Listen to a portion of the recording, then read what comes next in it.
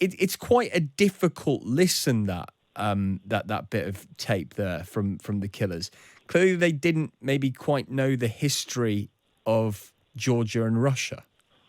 It was incredibly insensitive by the killers to do what they did, bringing a Russian up to the stage. A couple of years ago, there was an incident in Georgia in which a Russian official was invited to sit in the seat of the chair of Georgia's parliament, and this caused massive protests in Georgia. Now, the killers probably had no reason to know about that, but they certainly should have known that Russian military forces occupy 20% of Georgia's territory, and there are a lot of tensions between the two countries. Yeah, and not only that occupied territory, but anti-Russian sentiment is high throughout Georgia, isn't it?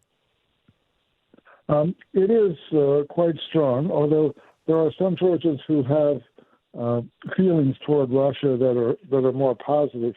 But because of the Russian invasion in 2008, and actually earlier in the early 90s, Russian forces took control of Abkhazia and South Ossetia, two separatist areas in Georgia, and then acted as peacekeepers after that. But then in 2008, they just took them over and took some other territory as well, and they carry out military occupation in Georgia. So the killers should have had some idea about that sort of thing. Yeah. But they didn't. Yeah, clearly. William, tensions have been exacerbated as well by the arrival of large numbers of Russians who have fled to Georgia since Putin ordered his troops into Russia last year. Anti-Russian graffiti, I notice, is common on the streets of Tbilisi, the capital. And Russians, it turns out, can stay in Georgia for up to a year without a visa. These things have caused controversy.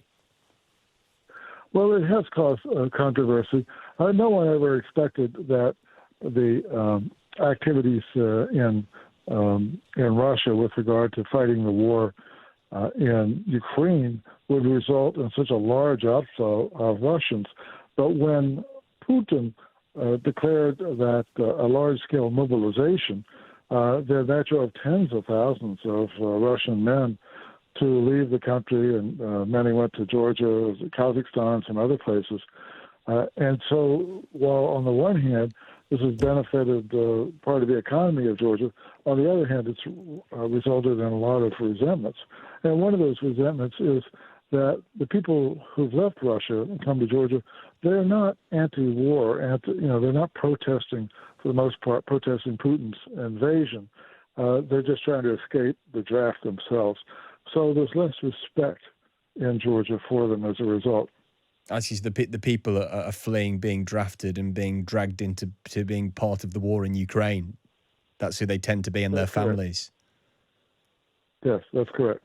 And Georgian, society, like we said, is overwhelmingly pro-Ukrainian. But there's an odd situation here, isn't there? Because the government has been actually accused of moving closer to Moscow since the start of the war.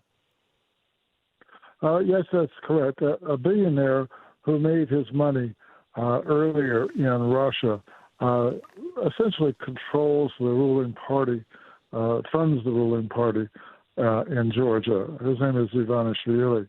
And he's more comfortable with Russian things, and a number of other Georgians do have some more favorable attitudes toward Russia.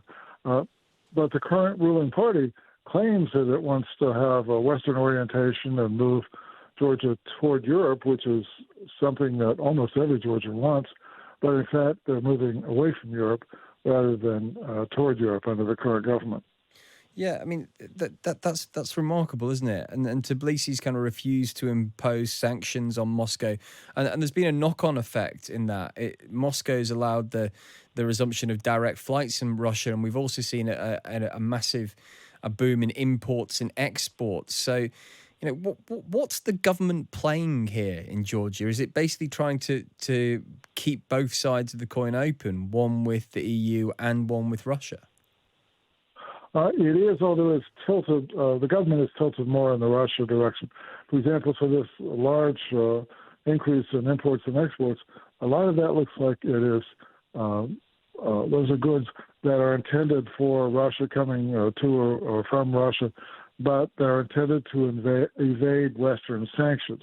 And so the U.S. and European governments have had some honest talks with the Georgian government about not allowing evasion of sanctions. The Georgian people really are serious about that they are a European country and that they want to be close to Europe. And they see Europe as really being part of Europe as their only really long-term defense against Russia.